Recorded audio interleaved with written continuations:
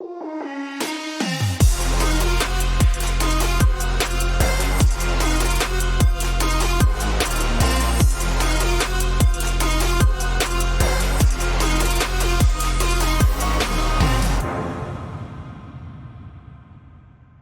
learners, and welcome to today's lesson where we are going to look at the exam guide for the Mathematics Paper 1.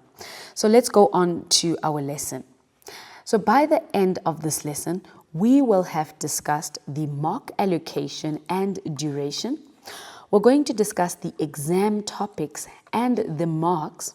Then we're going to discuss the overall examination structure. We're also going to look at the different cognitive levels. Then we're also going to look at the action verbs and then the type of exam questions.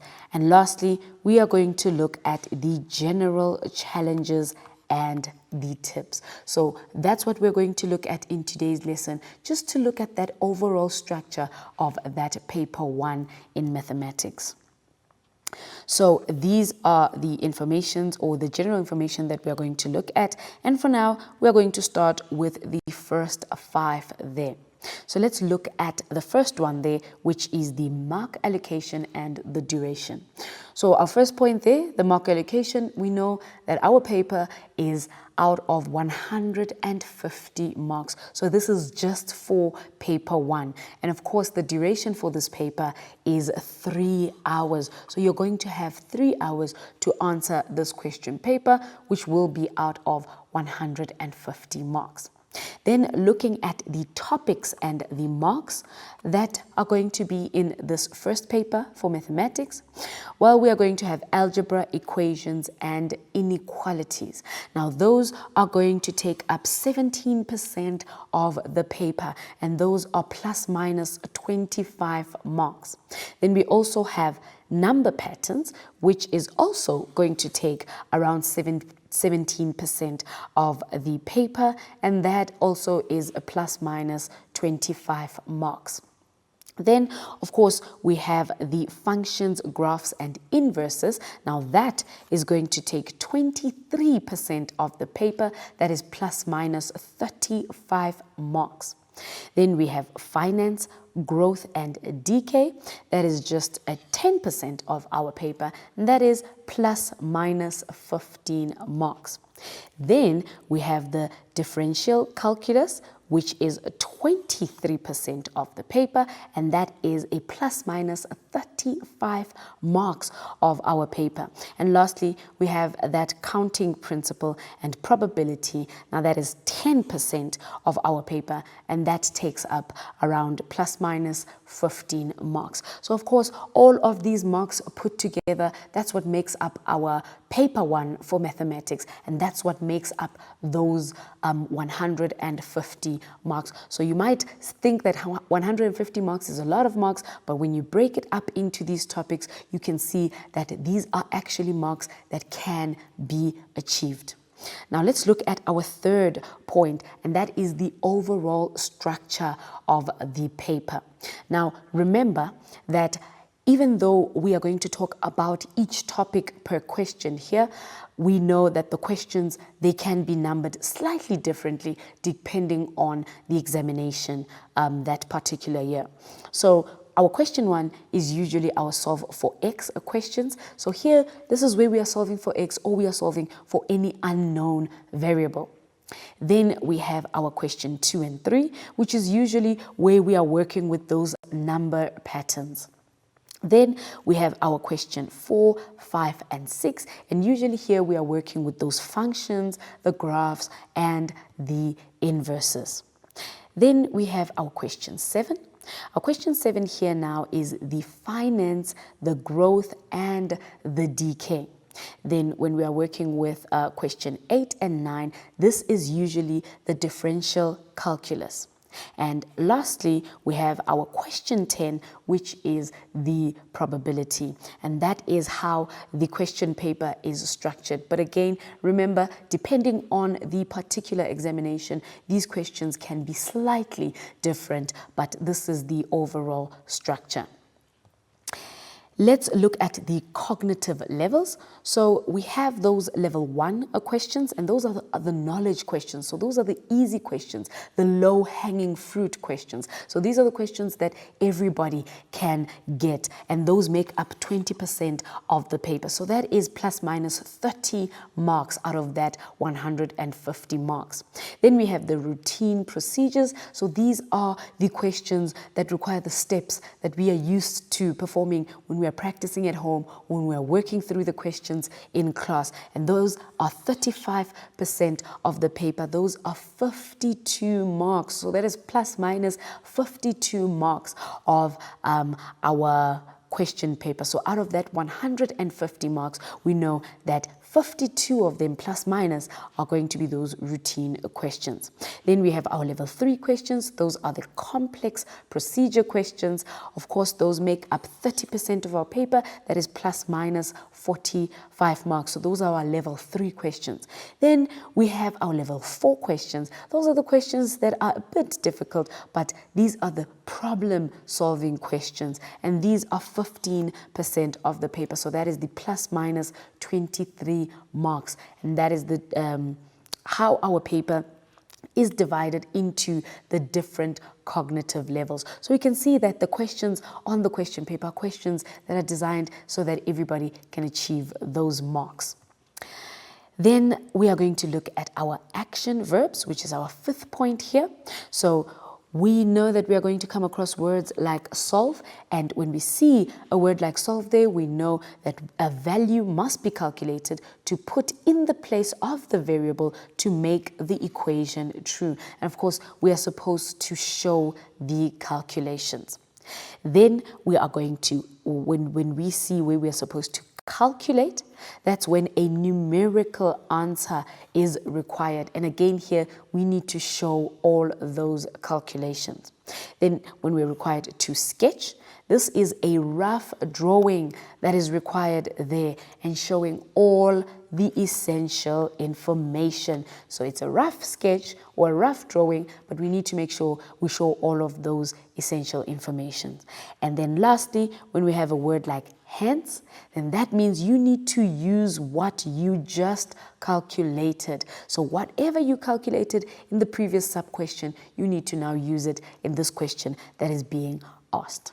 And those are the action verbs that you need to look out for when you are working through the exam paper. Let's quickly go to an ad break, and then we'll see you just now.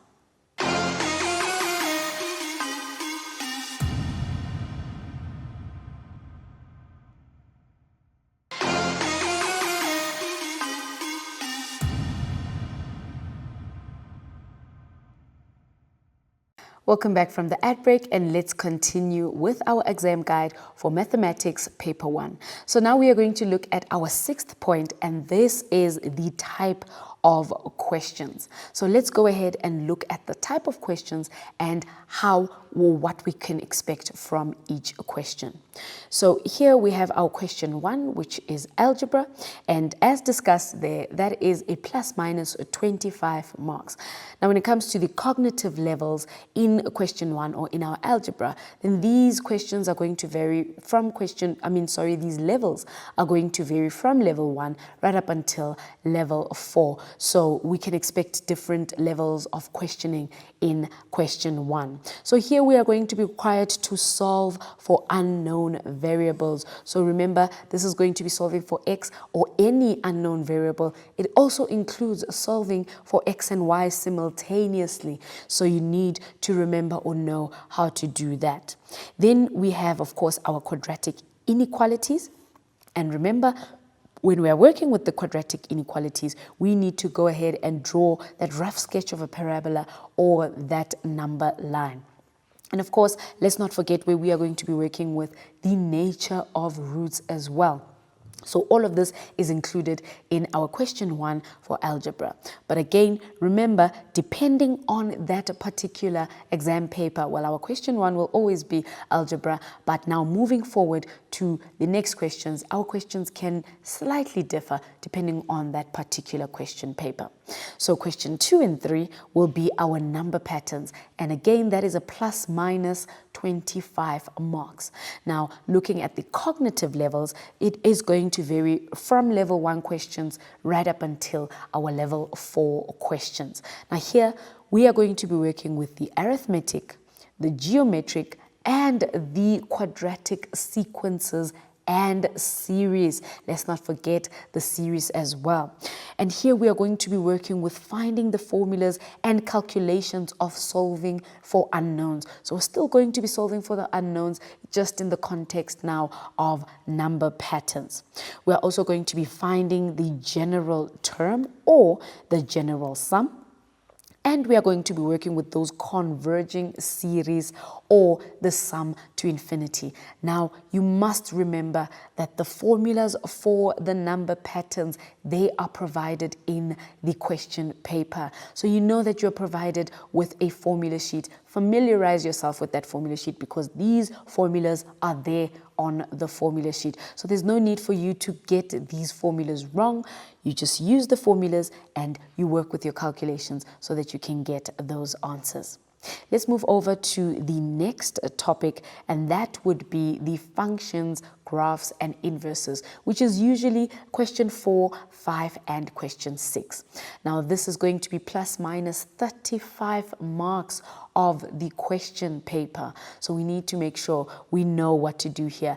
And although you believe that functions, graphs, and inverses is a difficult topic, it is not, because looking at the cognitive levels, we do find level 1 questions, level 2 questions, level 3 questions, as well as level 4 questions as well. So this means that there are a lot of questions that you can answer in this topic.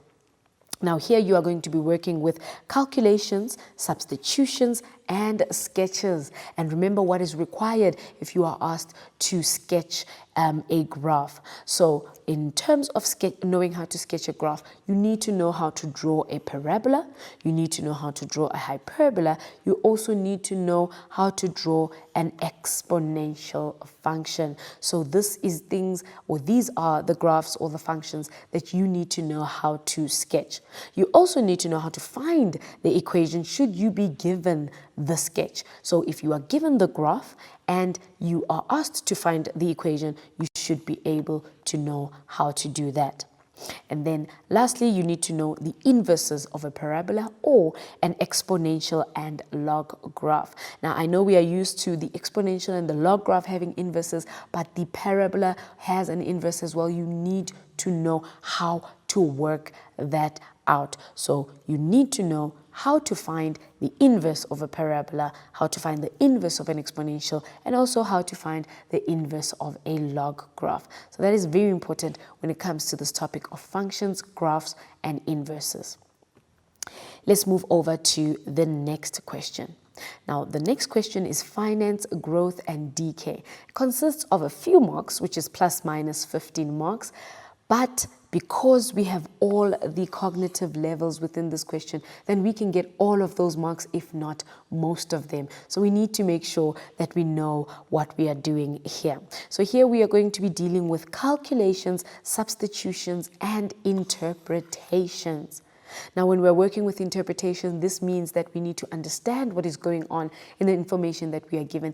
And then we need to choose the correct formula so that we can go ahead and substitute into that formula so that we can perform those calculations. And just a reminder, yes, these formulas, they are given to us on the formula sheet. So please go and identify the correct formula, and then you go and you use that formula to substitute and to find your answer. But it's very important that you interpret the question correctly so that you can choose the correct formula. You're going to be working with simple interest or simple growth or decay, and also compound growth or decay. That is what you are going to be working with here. Then we also have that effective or nominal interest rates. Now, when it comes to effective interest or nominal interest, this is the one formula that does not appear on that formula sheet. So make sure you walk into the exam room knowing exactly what that formula looks like, because you will not find it on the formula sheet. But But as for the rest of the formulas, they are definitely there on the formula sheet. But this one, for effective interest, you will not find this formula on the formula sheet. So make sure you know it. And of course, we're going to be working with present and future value annuities. Both those formulas, they do appear on the formula sheet. Just make sure you know which one is for the present value and which one is for the future value annuity. And then we are going to be working with sinking funds. And that's again where the interpretation comes in, because you need to know what is going on in a sinking fund so that you can be able to answer that question properly. So make sure you know all of these things. Yes, it is plus minus 15 marks, but we want to make sure that we get most of those marks. If not, then we get all of them. Let's go over to the next topic. Now, the next topic here is question 8 and 9. And remember what we said, that depending on the examination, these questions may differ slightly. But question 8 and 9 usually is differential calculus, and this is plus minus 35 marks. Now remember, this includes your derivative, it includes your derivative from first principle, it includes those cubic graphs, it also includes those real life application or the optimization. So it's quite a few things that are included here, hence those 35 marks. So we need to make sure that we know what we are doing here. Now, good for us is that all 4 cognitive levels are included within this topic. So we do find those knowledge questions, we do find those routine procedure questions, we do find those complex questions as well. So all 4 levels are covered here. So here you're going to be working with the basic calculations and the sketches. And here you need to know how to, so when we're talking about sketches, perhaps we're talking about that cubic graph. So it's either you are given the equation and you need to sketch that graph, or you have the sketch and you need to find the equation of that graph. So if you're given the sketch, you need to know how to find the equation of that graph. We're also going to be working with the tangent to the graph, so to make sure you know how to find the equation to the tangent as well. And lastly, we're going to also be looking at the maxima and the minima. So you need to make sure you know all of these things in order for you to be able to successfully answer this question when it comes to differential calculus. Let's go over to our last topic in paper 1, and that is probability. Now, probability, remember, it involves those counting principle as well, and all of these make up plus minus 15 marks. So again, the cognitive levels here are levels 1 to 4. So we do have the easy questions, and then we do have those problem solving questions as well. So we need to make sure, or we can be confident that we will be able to answer most of the questions in this topic, if not all of them. So here we are going to be working with basic calculations, we're going to be working with sketches, we're going to be working with interpretations as well. So we need to make sure that we know that. Then we're also going to be looking at inclusive or mutually exclusive events. We're going to be looking at complementary events and exhaustive events. Now you should know that each of these is associated with a particular formula. So we need to make sure that we know these formulas. Now some of them are provided on the formula sheet. So you need to make sure that you know which word is associated with which particular formula. Of course, also not forgetting those independent events as well. Then we are going to be dealing also with the tree diagrams and the Venn diagrams. So do you know how to interpret a tree diagram? Do you know how to interpret a Venn diagram? Sometimes the Venn diagram is given and we need to interpret that information out of that Venn diagram. So you need to know how to do that. And then lastly, of course, those counting principles and the factorial notation. So make sure you know how to work with that as well. Let's quickly go to an ad break and then we'll see you just now.